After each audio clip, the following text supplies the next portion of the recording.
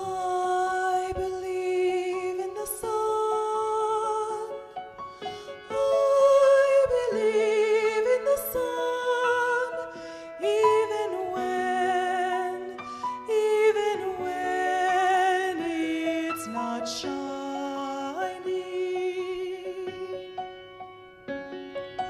I believe in light, believe in light, believe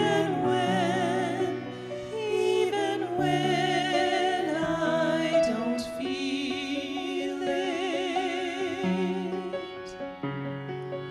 I believe in light, believe in light, believe even when I don't feel it. I believe in light, believe in light,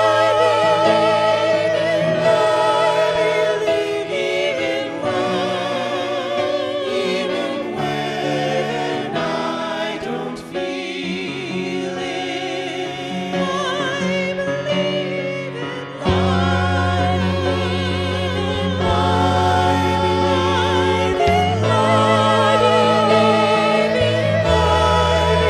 believe in light, even when I don't feel it. I believe in God. I believe in God, even when God is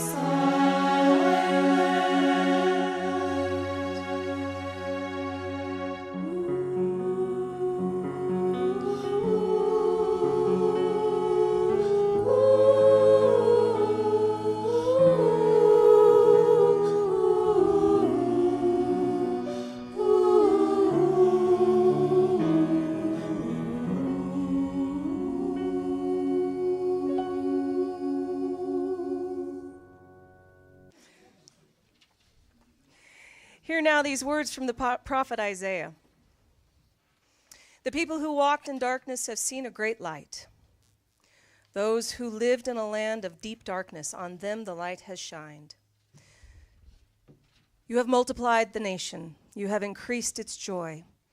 They rejoice before you, as with joy at the harvest, as people exult when dividing plunder.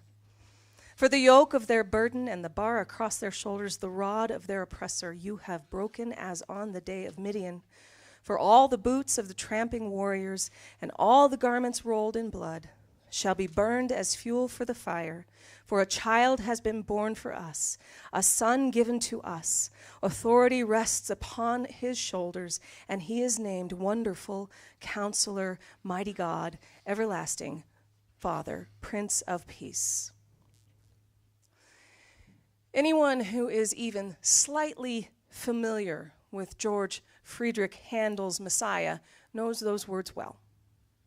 In fact, if you have ever sung or played the Messiah in a performance, I probably lost you a couple minutes as you kind of sung it under your breath because you know the words and you know the tune. It's such a well-known piece of music, and it's based on one of the best-known stories in all of human history. Even folks who have never been in a church know at least part of the story that we tell tonight. At least as much as they know that it has something to do with God. There's a manger in it, and there's a star and a baby. They at least know those parts. They know that much. And it's one of the greatest family stories that we have in the Christian faith. And every year, we tell this family story. Every year at Christmas, it's like that family story that we gather together and we tell over and over again. We tell it in scripture, we tell it in song, and of course we tell it in pageant form. We've all seen those. But just like in any family, The danger with the constant retelling of a story is that it might start to lose its punch a little bit. What was once exciting or inspiring may sometimes be a little bit pedestrian or mundane in nature. For some, perhaps the retelling of the Christmas story has turned into something akin to listening to Uncle Bill's 117th retelling of the time he met Elvis. We kind of tune it out because we've heard it so many times. But if we can, let's try to take a moment and imagine what this story meant to the people that were in it. The ones to whom the prophet Isaiah was referring. He called them the people who walk in darkness, or those that live in a land of deep darkness. He speaks of their yoke of burden and the bar across their shoulders, the rod of their oppressors. But Isaiah just wasn't painting an abstract picture. He was reporting things as they were. The people, his people, had been calling out to God, crying out for deliverance from centuries of suffering and oppression. They had spent so much time walking in the darkness that they probably couldn't even lift their heads to even see if there was a light. Any dreams of hope or joy that they had ever had been crushed by what Isaiah referred to as the boots of the tramping warriors. Perhaps we haven't known grief and despair that has been that long or wide, but perhaps we've known grief and despair that goes that deep. It sweeps through us with such ferocity that everything in its wake is either knocked upside down or turned inside out, but we just know that they are simply changed forever. And so can you imagine from that place that I think most of us have been, can you imagine what Isaiah's words sounded like? A promise so audacious that maybe it actually could be for real? Those people who walked in darkness, they'll see a great light. The ones who live in a land of deep darkness, on them a light will shine. There is one who will come to save us, and all authority will rest upon his shoulders.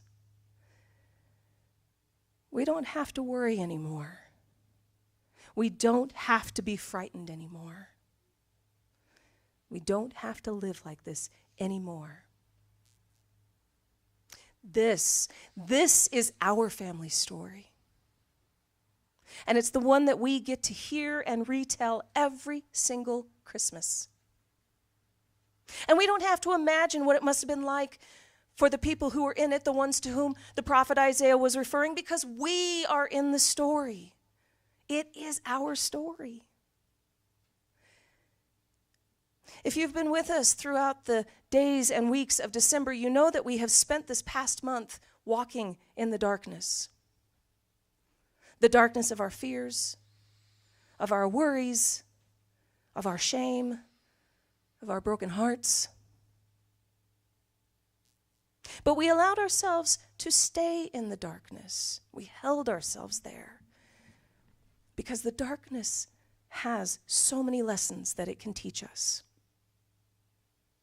To believe, to say, I believe in the sun, even when it's not shining. To believe in love, even when we don't feel it. And to believe in God, even when God is silent. Because sometimes it's only when we are immersed in total darkness that we can finally see that light that we have been searching and hoping so desperately for. And tonight, we step into the light.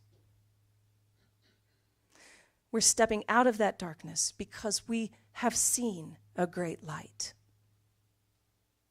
On all of us who have lived in a land of deep darkness, the light is finally shining. Because the night of mystery and awe has arrived.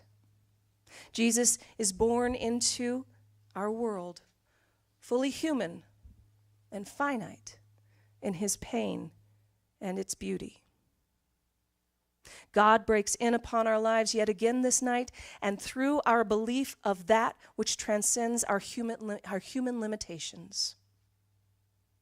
Tonight, God's story becomes our story in the form of a tiny infant, the Word made flesh. Tonight, we raise our voices and celebrate because we believe. We believe. Amen.